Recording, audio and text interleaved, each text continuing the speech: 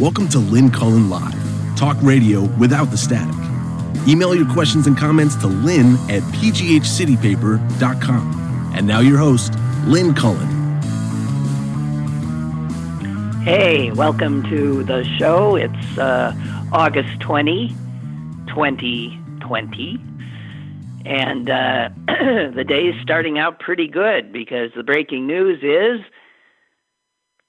Steve Bannon has been arrested. Yep. Bannon, along with 3 others, were indicted this morning by the U.S., God bless them, Southern District of New York. They've been arrested for, I guess, mail fraud. Would that be what it is? Defrauding donors in a fundraising scheme. They're charged with, they had a campaign called We Build the Wall, and through that they brought in more than $25 million. And this is a breaking story, so I'm not able to connect the dots, although I'm sure as the show goes on, reporters will be furiously doing that. So, defrauding hundreds of thousands of donors. Also named in the indictment is the acting administrator of the Drug Enforcement Administration. No, acting administrator. None of these grifters and criminals that are now populating important positions in our government have been vetted and signed off on by the Senate of the United States, which is how the founders and the Constitution they wrote says our government is to function. God almighty. So I guess they're saying that Bannon and these other guys, pocketed the money. Just friggin' crooks. Whoa. All right. Hi. Good morning to you. Just another day in the United States of America under Donald Trump, who was destroyed last night by Barack Obama. And it is what I've been waiting to hear for 4 years. And I guess I understand that Obama felt that if he said that earlier in Trump's administration, that it wouldn't have the impact, or it would be, used in some way. I don't know. But God bless him, he sure laid it out last night. Wow. And it was good to see. Initially, my concern was, wow, and poor Kamala Harris is supposed to follow that. Yeah, you don't want that. And then she stuck the landing too. So 2 pretty remarkable addresses. But wow. I mean, he just flat out said what needed to be said. And everybody was agog at, that's never been done before. No former president has ever, from a convention stage, so openly skewered the sitting president? I don't know. Well, it was well deserved, and it was right on the money. Oh God, guys. I mean, anything you have to say about it, feel free. I don't know, so many things are being written. I don't have anything in particular to say, except it sure was wonderful to have Barack Obama lay it out, the urgency of it, and mince no words.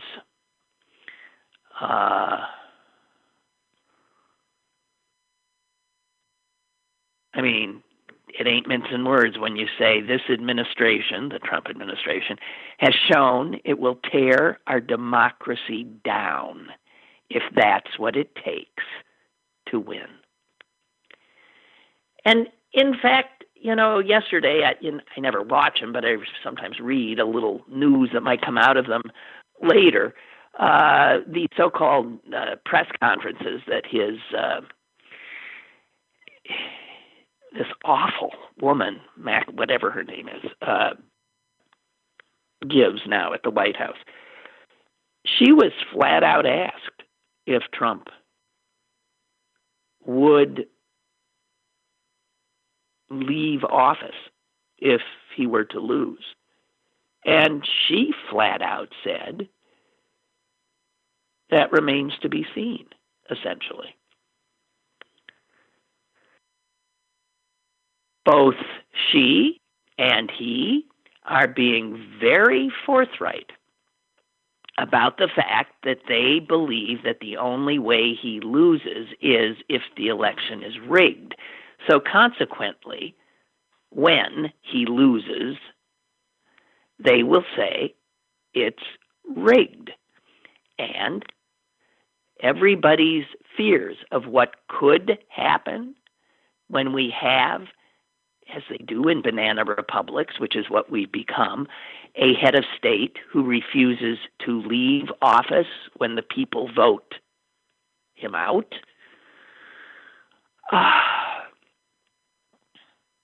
Well, the word civil war popped up in yesterday's discussion. And you can see how it's sort of heading that way. And I have to believe that if there were, if it actually comes to violent confrontation, that, that our military would stand with we the people. That's my sense. But then what the hell do I know if they have a supposed commander-in-chief ordering them to do this or to do that?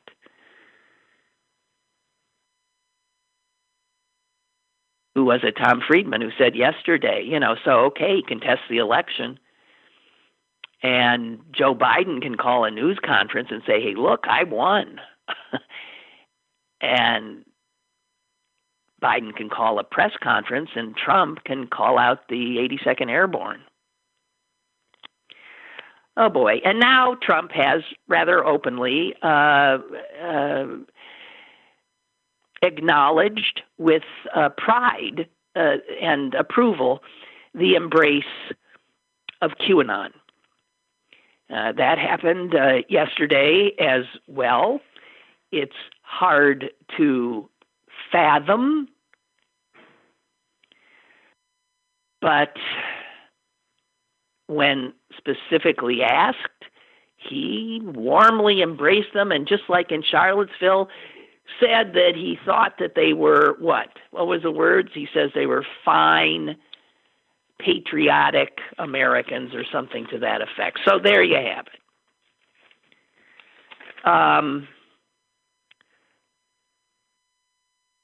It's scary, guys. I have just when you thought the Republican Party can't get any more off the rails, look at how quickly QAnon became something you heard about way out there, even for the Republicans, on the fringes. But then you'd see people QAnon at Trump rallies and QAnon here, and little by little, as happens now, we started to ask, what the hell is what? What? And you know what? When you find out what it is, if your blood doesn't run cold, I mean run cold, then I don't think that you're a sentient being. So for those of you who for some reason still are a little flummoxed, what is it? Well, it's not like they have an organizational chart. It's not like it's a political party. It has cultish elements. It is essentially amorphous, constantly changing internet conspiracy theory. It's a conspiracy theory so outlandish that you would think there's no way something like this could take hold.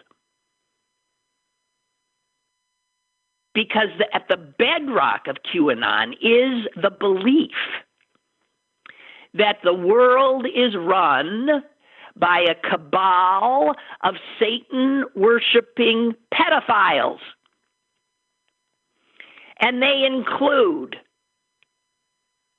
Barack Obama, Hillary Clinton, the Pope, Tom Hanks, the Dalai Lama,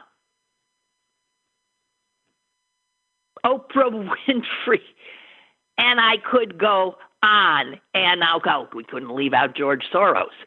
Because the fascinating thing about QAnon is it is essentially lifted from one of the most successful conspiracy theories in global history.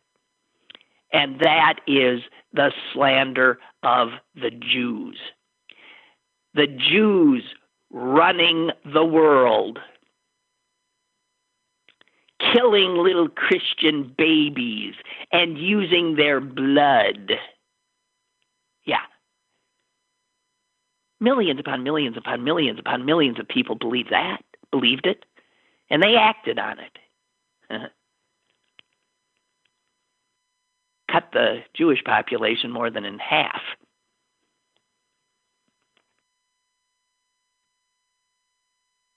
So QAnon believes that the world is being run by this international scheme and that they operate a child sex trafficking wing, and that's nothing. That doesn't even begin to start it. Because what they do, they don't just molest these kids.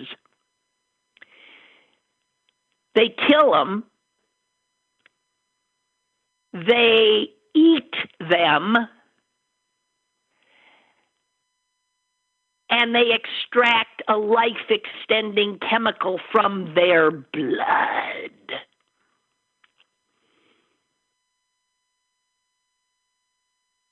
So the current president of the United States was asked yesterday by a reporter, do you accept the support? QAnon thinks that first of all, they believe that there are these cannibals, and that Barack Obama's one of them, and Hillary Clinton's one of them, and Tom Hanks is one of them. Child-eating cannibals are running the world. And that it is Donald Trump who is here to save the world. That's what they believe. QAnon, that Trump has been tapped to break up this cannibal, Satan-worshiping global conspiracy and to bring these awful people to justice. Yeah, that's what they believe. And we do know now that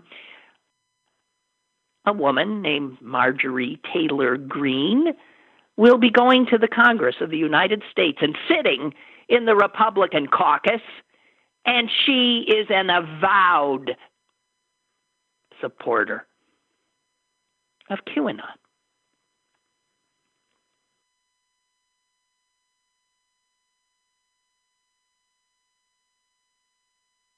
Understand that QAnon followers have acted out.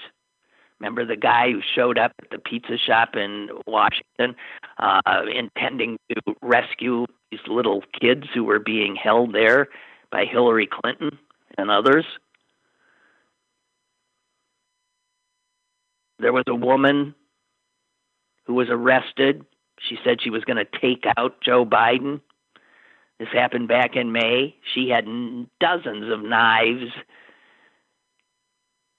in her car.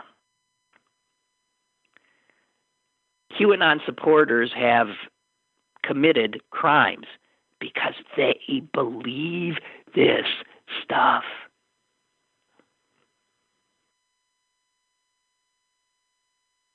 Facebook is home to them. I just want to say, all you folks on Facebook, why you support that platform is beyond me. Of course, I have a Facebook page, but I don't even look at it. I can't, I don't know. Some of the most popular ways for QAnon people to meet up, get their marching orders, is Facebook.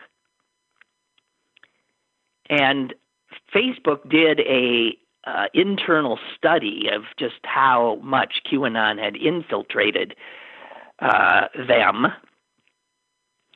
And they concluded that there were literally thousands of QAnon groups on Facebook who, amongst them, had millions of members.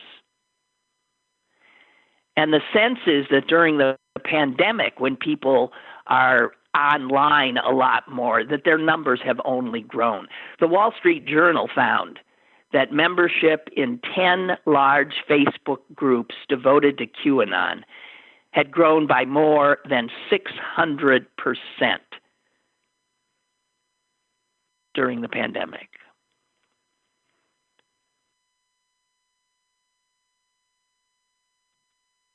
Some people say what we are watching with it is really the birth of a new kind of religion. Wonderful. And I mean, if you think about it, religions start with some unbelievable story, right? You know, that makes your head say, well, that's not possible. And you do a leap of faith.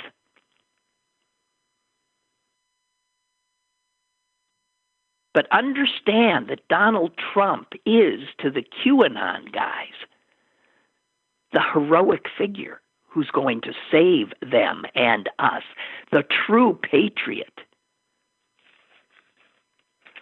So when he takes on Soros and Obama and all these others, they are reveling in it. They see signs in things he says. Even in what he wears, if he's wearing his pink tie, there's something. I am telling you, this stuff is flat out insane, and it shows how insane a frighteningly large percentage of our fellow Americans now are.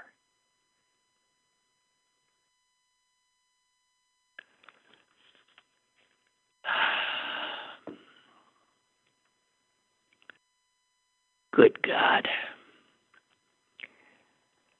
Russ writes, I work in children's services finding homes for foster youth, and I was accused on social media of human trafficking by QAnon.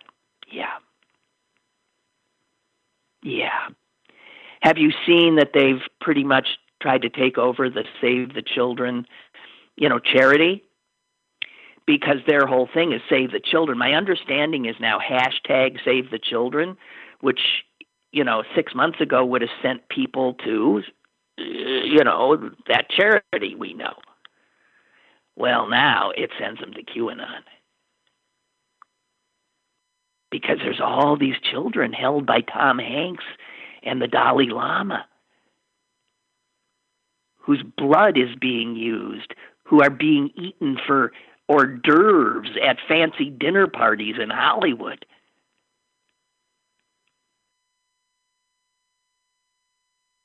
Good.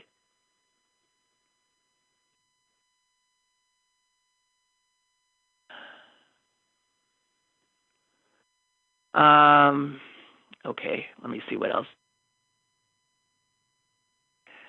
Okay, thank you, Jonathan. A little more detail on Steve Bannon, his arrest. Federal prosecutors this morning unsealed criminal charges against Stephen Bannon, Trump's former chief strategist, and 3 other men who they allege defrauded hundreds of thousands of dollars using an online crowdfunding campaign that was advertised as raising money to build a wall on the U.S. border with Mexico.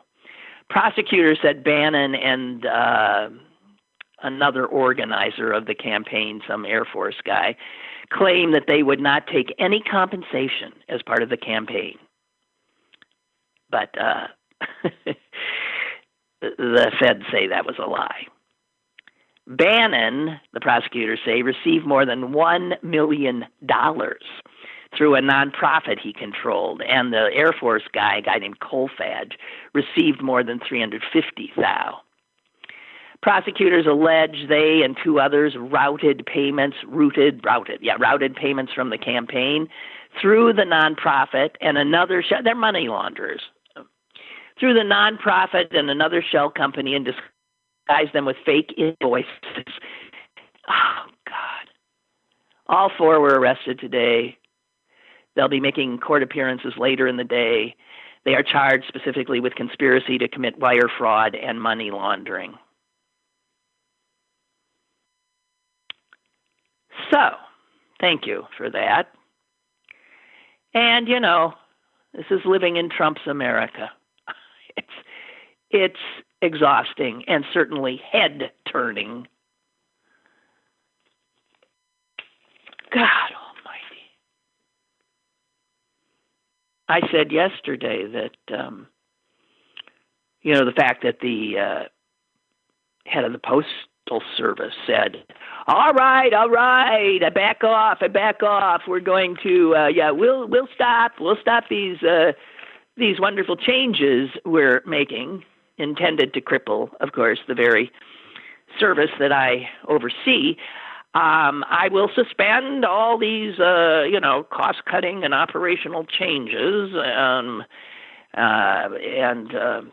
so that's that. And I said yesterday, I wouldn't believe a word this guy says. I mean, if we have learned anything in the last 3.5 years, you do not ever take these people at their word. Ever. And sure enough, that is why more than 20 of the United States are still suing this guy for the changes he's made.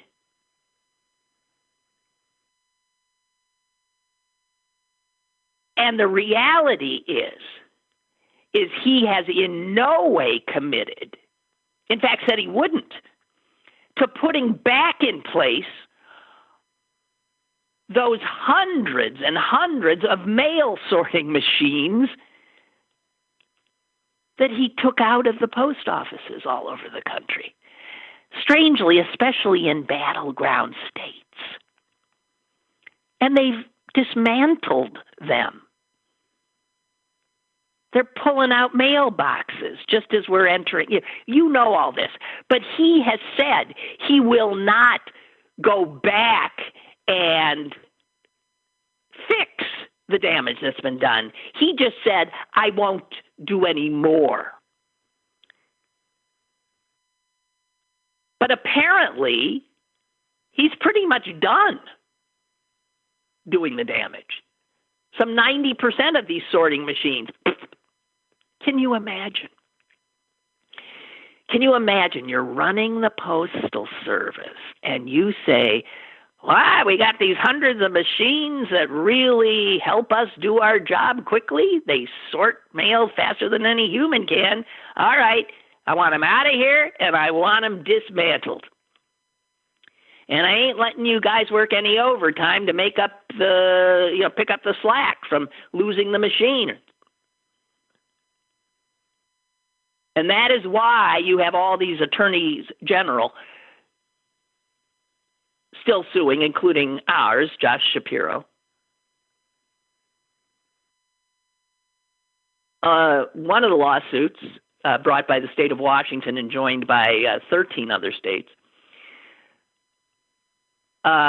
says that there are people in Baltimore who have literally not had any mail delivery for weeks. Dozens of trailers filled with packages have been discovered in Milwaukee.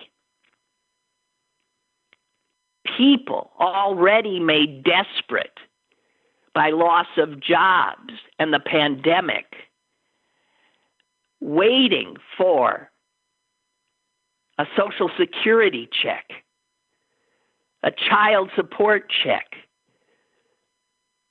rent, food, all this stuff. They're not getting them. Seniors not getting their Social Security checks on time. Veterans experiencing week-long waits for their medicines, and others. So many older people get their meds, especially in rural areas, from the U.S. Postal Service. Now, this begs the question. Like, that's Trump. Those are Trump voters.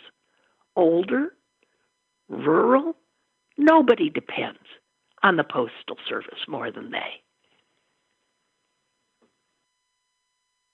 What? Is Trump so sure that they will vote for him at the risk of their own lives? Well, we've seen that for many that's true. But you have to believe that a bunch of them are going to say, hey, what are you doing here?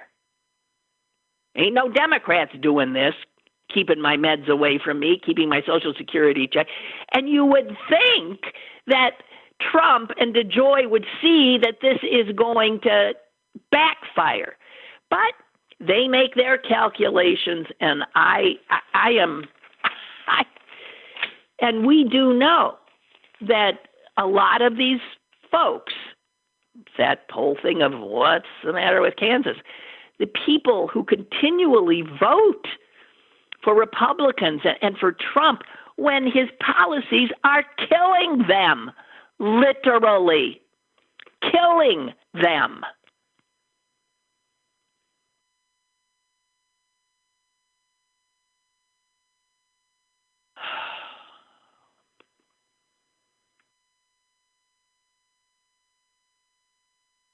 Oh, God. Yeah. Okay, so that's just some of what is happening.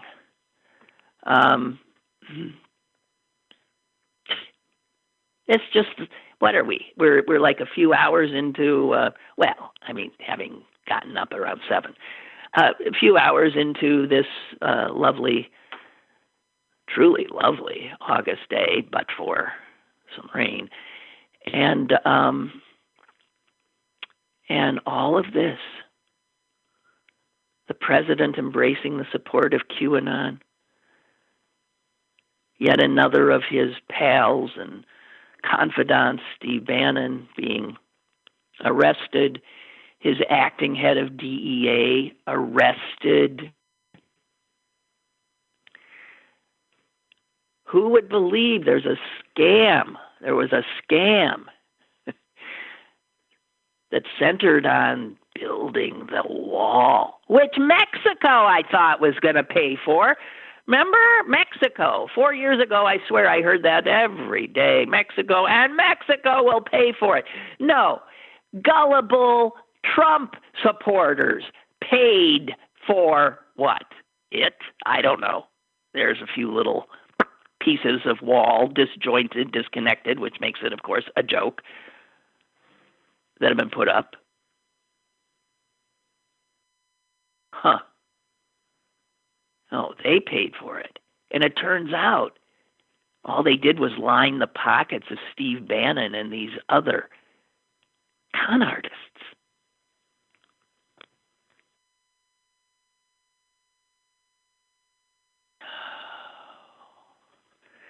Well, the latest in the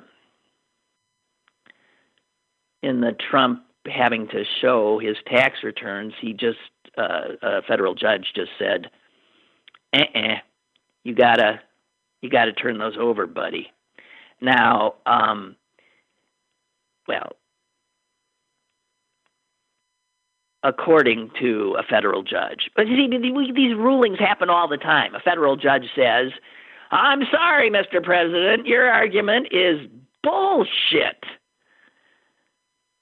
And you're going to have to turn your returns over. So we've been here before. And it turns out that our judicial system has so many ways for delay. And anyway, this ruling came out of the Federal District Court in Manhattan.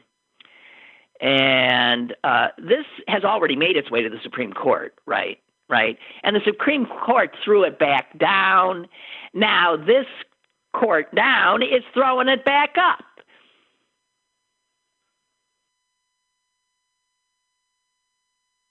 Because Trump will appeal this judge's ruling today, and back it'll go to the Supreme Court. This has been going on for 8 years. 8 years. The DA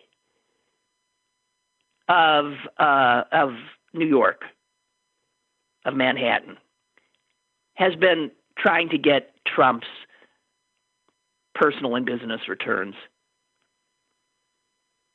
Before he was even president, they were going after it.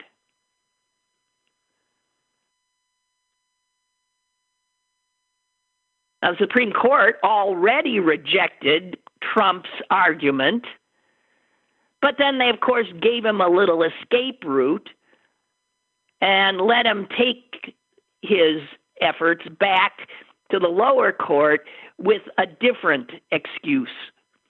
Well, he did, and now that court has said, it's bullshit, just like we said last time.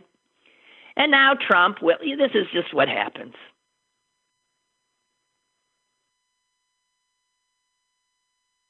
And the judge today said, look, he talked about the sort of backdoor ways of letting the president escape.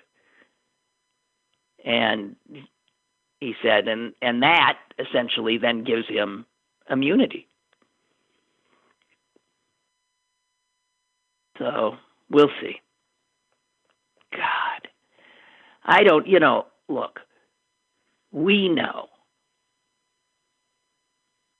that those tax returns are going to, when finally they get into the hands of prosecutors, are going to just be evidence of so many criminal offenses. Because that's the only way this guy knows how to do business. He cheats. He lies.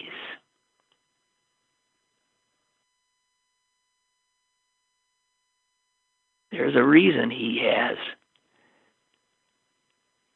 so guarded his returns, because he knows how incriminating they are. Okay. I need to go a little local here again and deal with what's been playing out in my neighborhood with the mayor and protesters, because things got a little crazy last night.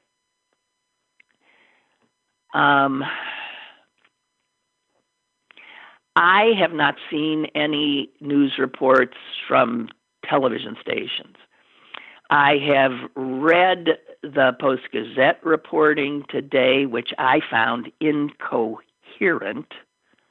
I'm serious. Incoherent. I didn't recognize the name of the reporter, but Jesus God, it was incoherent. When you walk away from a story and all you got are questions and confusion, I'd say the reporter didn't do the job. Incoherent. So I checked out 90.5 WESA online. They had a more coherent account. And I checked out City Paper, and they seem to dovetail pretty much, although clearly we need more from City Paper. I'm sure they're working on it today. And there was some video and pictures. Okay.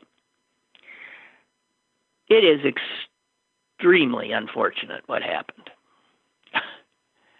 I just am here shaking my head. As you know, 2 nights ago, the protesters were out in front of Peduto's home, which is very near my own. And there was a huge police presence in my neighborhood, and the helicopters overhead till well past 11 p.m. And even when the helicopters stopped, the protesters and the cops stuck around through the night.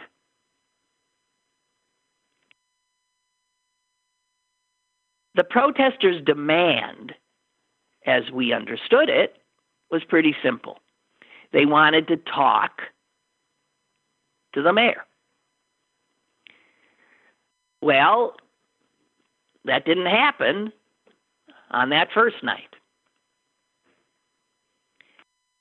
So last night, the second night, as the sun went low in the sky, who's sitting on his front porch but Bill Peduto? He's there. He understood that these guys were coming back. They had said they were going to march and they'd be at the mayor's by 7. One thing I found out about the protesters is their sense of time is really skewed. So, of course, they weren't there. And I think they arrived, 45 minutes, half hour late. But there was a mayor, and he was sitting there, and he did have one guy with him and a security person as well on his porch.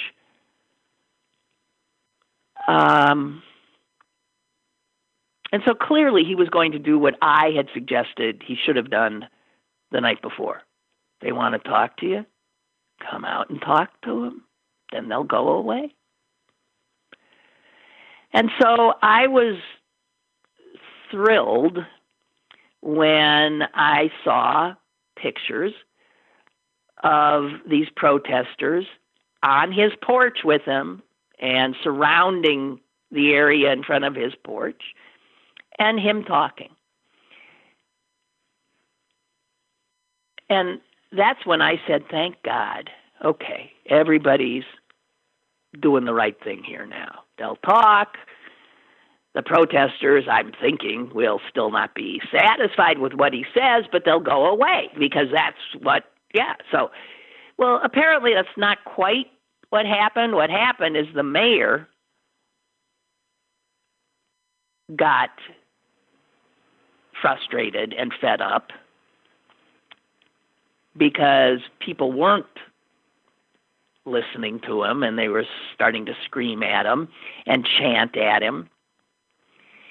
And so he thought, well, okay, you wanted to talk to me. I thought I was doing that. He was answering questions, but they weren't getting what they wanted, and he wasn't getting what he wanted, and he went into his house. And the protesters apparently, kept on chanting and stuff. And the police eventually said to them, hey, look, we're declaring this an unlawful assembly, which is interesting. I really do want to know the constitutionality of that. So, I mean, if at any point police can say this is an unlawful assembly, how does that square with the First Amendment? I don't understand that, because whatever. So they declared an unlawful assembly, and they told these people, and it was dark then, they told them, you've got to back up. We want you moving back down Hastings Street. I want you going on. They told them exactly where to go. You turn left onto Reynolds, and you get yourselves over to Mellon Park. You're out of this residential area. And so the protesters, who I guess at that point numbered fewer than 50 people, and there are a whole bunch of camera people and reporters, they followed directions. And they went to Mellon Park. Well, tried to. The police in force came with them and told them, get on the sidewalk. Get on the sidewalk, off the street and on the sidewalk. They got on the sidewalk. Then apparently they were told to get off the sidewalk and get into the park. And then they were told that the park was closed. It was past curfew and they couldn't. So in other words, my sense, reading all the reporting that happened, is the police made the protesters who went go to Beechwood Boulevard, essentially, across from Mellon Park, if I have the geography right from the reporting. And then they made it impossible for them to follow orders. Get on the sidewalk, get off the sidewalk, get over to that park. No, the park's closed. Don't you see the sign? It closes at 10 p.m. And whatever they did, so they trapped, it seems to me, reading what I've read, the protesters. And then there's video of a police officer just shooting with a no more than 2 feet away, some pepper spray or whatever into the face of some protester who begins gagging and falls on the ground. There are people that are, like gagging. I believe the police made one arrest. Everybody else, ran, left, who knows what. I want to ask you, as I look at all that, here's what I want to say. I think the cops behaved disgustingly. I also think the protesters at some point are behaving incoherently. If you ask to speak to the mayor and he speaks to you and then it doesn't change a thing, what is the purpose? What is your point? I feel like in some ways the protesters who are still out there have sort of lost a sense of direction. God knows there's plenty of things to be protesting. You can't ask somebody to talk to you and then when he tries to talk to you, refuse to listen. or to engage in a back and forth, not a screaming thing, a back and forth. And this shows that we have literally stopped. We don't know how to talk to each other. Everybody just gets into what they know how to do. The police know how to use their muscle.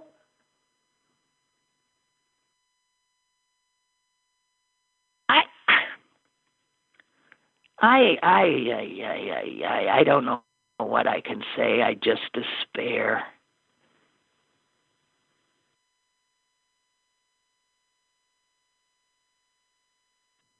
I didn't see any heroes last night. I saw some people behaving in a manner that doesn't help. And that's some of the protesters, a few, and that's some or all of the cops.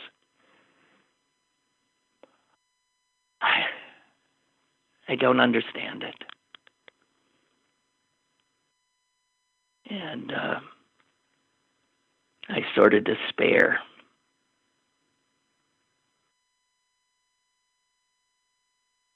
I really do.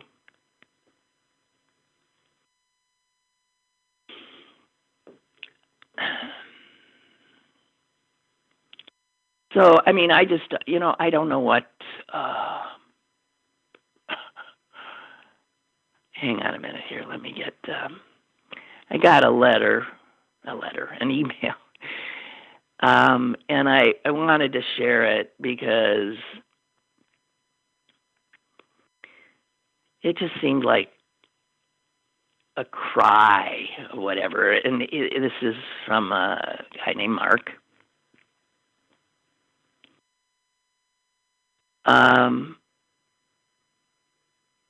And he says, I've been watching the live stream. I didn't even know there was a live stream. Who had it? Because I want to learn and understand what all the sides are saying. And that, as I understood it, he says, the protesters were going back to Peduto's house, and he planned to sit on his porch and talk to them. From what I saw, he invited them to the porch. The protesters expressed their opinions and at times asked Peduto questions. He answered some questions, but they talked over him many other times. Eventually, he went inside. And as of 9:40, as I write this, they're still outside protesting. I'm confused. They wanted to be heard. I watched him listen. They asked questions. He answered some and was cut off. I felt as if there was no answer he could have provided where they would have let him continue speaking. He said, I am all in on Black Lives Matter. I'm all in on protests as a way to draw attention to a cause. I'm all for social justice. I'm getting confused.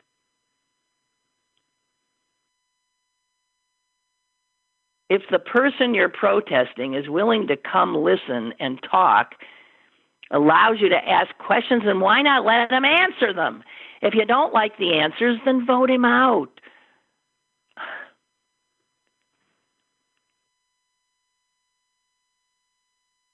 I don't know. He says, I have a friend who's pretty right-wing. Sometimes I want to make him a tinfoil hat because he goes down the rabbit hole of odd conspiracy theories. But we can talk in a civil manner, and we're still friends.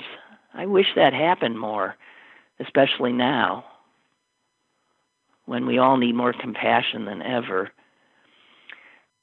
Okay, so he was curious about my take, and I guess my take is I'm somewhat despairing. I don't know.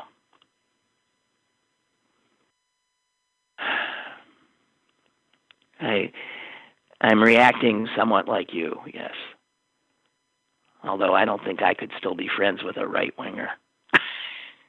A conspiracy theorist. Not in this day and age. I just couldn't. I don't know. Chuck writes, from a legal dictionary, the definition of unlawful assembly.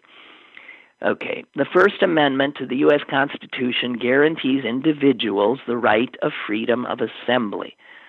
Under the common law and modern statutes, however, the meeting of 3 or more persons may constitute an unlawful assembly if the persons have an illegal purpose. Well, that's not the case here. Or if their meeting will breach the public peace of the community. I guess they'd have a little argument there. And if they actually execute their purpose, they have committed the criminal offense of riot. Well, there was no riot out there. The only thing that caused the mayhem was the police activity. The police using their weaponry and giving orders that were impossible to obey. Go here, no. Go there, no. You can't go there, go here. Well, what the hell was anybody supposed to do at that point?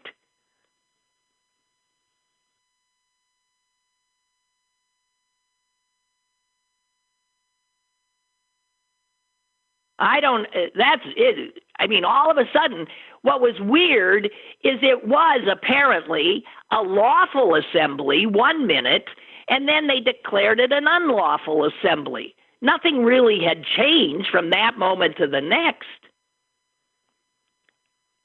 I understand that they probably didn't want the neighborhood kept up all night again. One of the things these protesters have, which I want to say is not conducive to asking somebody to talk to you. They have a megaphone, right? That's fine. But this megaphone, does this awful siren sound, which just blows everything away. I mean, you can't. And they were using that early yesterday morning, which is obnoxious. I mean, I just don't understand. At some point, understand where you are, understand what it is you want to achieve, understand what strategies and tactics will get you to that point, and try to maintain some control over your passion and your emotion. And this is where we get in trouble, because a lot of these protesters are young people. And as a formerly young protester myself, I can tell you that the passion, the emotion, the anger often overwhelm the reason. And it's hard to look at that when you're on their side and see them doing things that you think, that's stupid. But as to who creates the tumult, who exacerbates, who in fact does not de-escalate, seem to be, night after night, the cops. All right, we've got callers. Caller, go ahead, please. Hello. Hello. Yeah. Hey, it's a simple thing of disturbing the peace in this ordinance. Same as if I want to run my saw at 12 midnight in the street in my house, in my yard, I can't do it. I can't run my saw till 7 o'clock in the morning. Mm-hmm. You can't do protest late at night, which is kind of stupid anyway because nobody really sees you that much, and so they need to get their timing straightened. I think that's a good point. Thank you. Okay. Thank you. Bye. Bye. Bye. Do I have another caller? Hello? Hey, Lynn, it's Mike in D.C. Hi, Mike in D.C.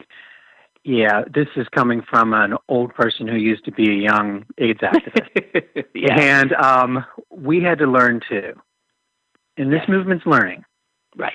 And they're not learning gracefully, and I doubt that we did. Right. I'm sure we pushed away as many people as we drew to us. Yes. But we learned. Yes. And they will learn too. For example, how the city gets you with the being at one location together at the same time is, as you read, they tell you to get on the sidewalk. Mm-hmm. And then they tell you have to have a permit for this. Yeah. So I don't think it's an ordinance issue. I think it's a permit issue. The city can require you to have a permit for this political activity or this thing. Mm-hmm. And if you don't have that permit, then you're in violation of some city ordinance saying you can't, no more than 3 people can gather, blah, blah, blah. And if they're smart, they should be asking for permits for Peduto Street. And they should have it on a Saturday afternoon, as someone mentioned, and they should block off both sides of the street and pay for porta-johns or pay the police to have to stand there. But they're young, and they will learn. And well, it's interesting. I was talking to a friend of mine who's marched in more protests than anybody I know, and we were saying the same thing, that it's a little maddening when you're older and you're looking at them make the same mistakes we did. I said, so you think right. It's like every generation has to learn themselves, make the same right. damn mistakes. Which drives you nuts because, and I understand. We understand. They ain't going to listen to me. They aren't going to listen right. to her. No, you're the man. No. I mean, I know. Which is so funny to us, right? Yeah, we aged I out. aged out. I'm not to be listened to. And I have with my own son who is very much involved in all this stuff, and I'm proud of him. I'm proud of seeing his passion and his concern but yeah, they don't want any advice from us. It's true. Too bad. And there's also the thing that there are competing interests in the group. Oh yeah. Right? Yes. So you have the radicals who want to burn down his house, and right. then you have the other people who say the next door neighbors aren't happy. So there's they have to find some middle ground and pick a leader and hope that leader is as good as Martin Luther King, or you know what I mean. Wow. And they're just going to have to learn. Yeah. And my specialty now is in adult education, how adults learn. And they don't learn by being told. They learn by, experience. Making mistakes. That's how we all learn. Right. You learn by stumbling forward, by falling down, by getting up, by making a wrong turn here and correcting yourself. That's the only way people ever learn. Right. Except for the police department, right? Because you're exactly right. We're saying this is a new movement and they need a break, or they just will have to learn these things. But police department's not new. This isn't their first riot, in quotation marks. Yeah, this isn't their first protest to show up in front of Peduto Street. Yeah. You can't tell me there's not a community liaison.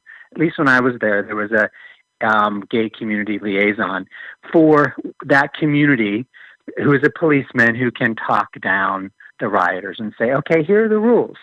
Yeah. If you want to gather and do this and do that and do this, but maybe they don't want to do that. Maybe they just want to scream. Well, and we'll find out. The thing is that, most of the people who initially took to the streets after George Floyd's murder, don't attend these things anymore. They did their thing, and you've got this, small group and for some people, I think it becomes almost a way of life. It's something that they just can't give up. But you have to have a reason every time you go out, and it has to be somehow coherent for how it gets you to where you want to be. And I don't see that happening all the time. Yet. All right. They get to learn too. So it's frustrating, but they get to learn too. Well, aren't you? How's that for Pollyanna? Well, I'll tell you. Jeez, but in my defense, what happy juice have you been drinking this morning? But in your defense, this isn't happening 2-3 blocks from me. Because if it was, I would probably be saying something else. Well, I can't imagine. I mean, I so know that block, and I so somebody on Twitter was stunned to see where the mayor lived. He said, "You mean the mayor lives in this row house?" And as if, what were they thinking? That the mayor lives in a mansion or something? I thought it was the funniest thing, but I suppose some people would think he lives in a mansion. He's the mayor. Oh, he lives in a nice little row house, 4 little places stuck together. Yeah, and I feel for the people, and it's interesting because this Incoherent Post-Gazette article did quote a number of his neighbors, people who literally live on that block and have been really subjected to all of this. And they were not mad at the protesters. One of them was really annoyed with the mayor. And they were very down the middle, which surprised me. So it shows that area is made up of people who would be supportive, who want to be supportive. So I don't think it makes a lot of sense to be, doing sirens and bullhorns outside their house at 11 p.m. There's something else I learned, is that when you are raised in a climate of oppression, meaning your point of view is of no value, then you learn to oppress. So if my voice doesn't have value, then screaming and yelling and making noise is irrelevant because I don't matter. So there's not just learning here going on. There's also the psychology of what I say and do doesn't matter. So, what you say and do doesn't matter either. Like they're sort of at a loss of what to do. Well, one of the quotes from one of the leaders was, "We wanted the mayor and his neighbors to hear us." Yeah. And believe me, they heard you. But I don't. And a therapist would say, "And what does that look like for you to be heard? And how will that change your opinion of yourself and your point if you're heard?" So they don't know what they're doing. They got to learn, and fingers crossed for them. Yeah, I agree.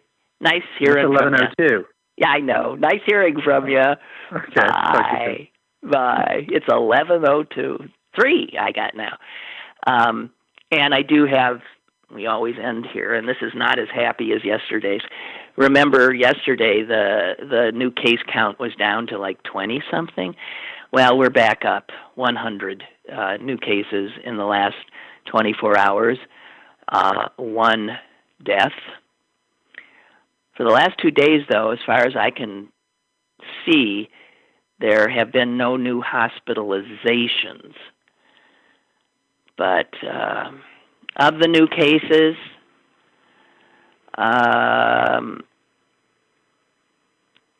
they range in age from 2 years to 91. Okay.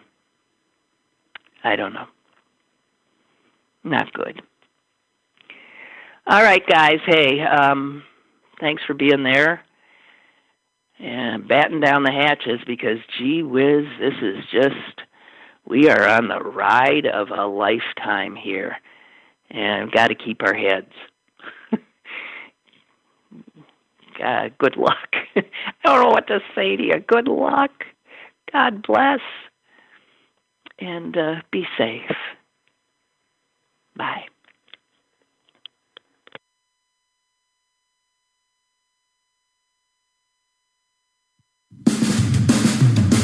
Lynn Cullen Live, Monday through Friday from 10 a.m. to 11 a.m. and archived at pghcitypaper.com. The opinions expressed on Lynn Cullen Live are those of the host and do not necessarily reflect the viewpoints of Pittsburgh City Paper or its advertisers.